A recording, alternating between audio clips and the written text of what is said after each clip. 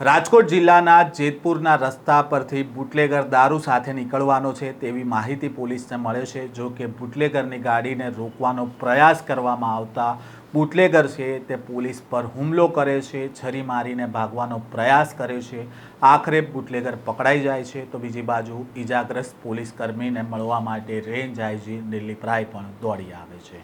શું છે આ સમગ્ર ઘટના, વાત કરીશું આ વિડીયોમાં। વૈષ્ણવજન તો તેને કહીએ જે પીડ પરાઈ જાનાને રે। નમસ્કાર, નવજીવન ન્યૂઝમાં આપનું સ્વાગત છે। હું છું જયંત દાફડા।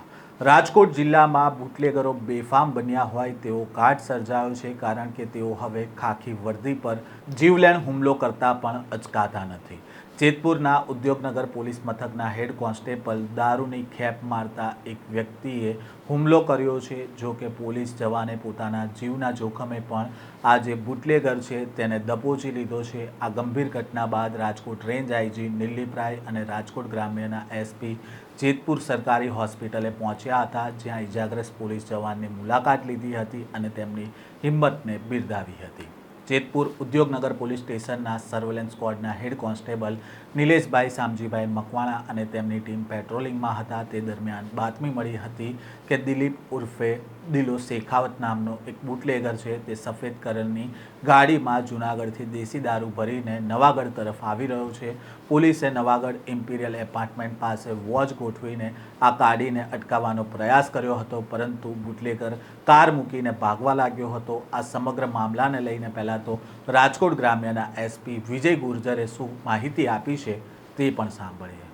ગઈ રાત્રિમાં લગભગ 10 વાગ્યાની આજુબાજુ જેતપુર ઉદ્યોગનગર પોલીસ સ્ટેશનમાં સર્વેલન્સમાં હેડ કોન્સ્ટેબલ નિલેશભાઈ મકવાણા છે, એને બાતમી મળી કે જૂનાગઢ બાજુથી એક સ્વિફ્ટ ગાડી એમાં દેશી દારૂ લઈને એક બુટલેગર ત્યાંથી આવે છે। આ બાતમી ઉપર પંચો સાથે ઇનિશિયલ પંચનામો કરીને ત્યાં સર્વેલન્સમાં ડી સ્ટાફના માણસો ઊભા હતા।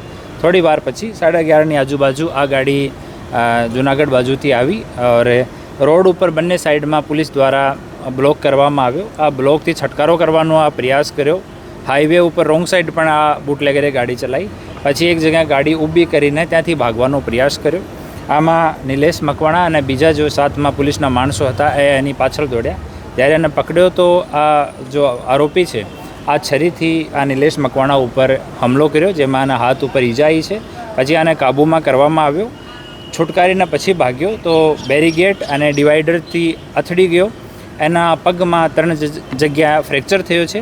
એની સારવાર અહીંયા પહેલાં સિવિલ હોસ્પિટલમાં, પછી એક પ્રાઇવેટ હોસ્પિટલમાં આરોપીની કરાવવામાં આવી છે। એમાં જેતપુર ઉદ્યોગનગર પોલીસ સ્ટેશનમાં પ્રોહિબિશન સાથે અટેમ્પ્ટ ટુ મર્ડરનો ગુનો દાખલ કરવામાં આવ્યો છે। અને આ જો આરોપી છે દિલીપભાઈ શેખવા, એની ઉપર ટોટલ 8 ગુના દર્જ છે। બીજી જો આરોપી છે આમાં જો આ મુદ્દામાલ મંગાવનાર છે રેખાબેન ઉર્ફે ઢક્કુ, ડોટર ઓફ લલિતભાઈ વેગડા।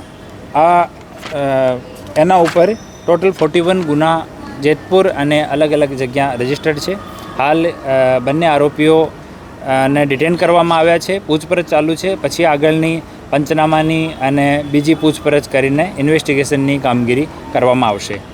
સાહેબ, આરોપી દ્વારા છે ને વડે પોલીસ કર્મચારી ઉપર હુમલો કરવામાં આવ્યો? જ્યારે પકડતા હતા ત્યારે પકડવા ગયો તો બચવા માટે એના પાસે છરી હતી, તો છરી ખિસ્સામાંથી કાઢીને અને જો નિલેશ છે એના ઉપર અટેક કરવામાં આવ્યો। પોલીસ કર્મચારીને કેવા પ્રકારની ઈજા પહોંચી?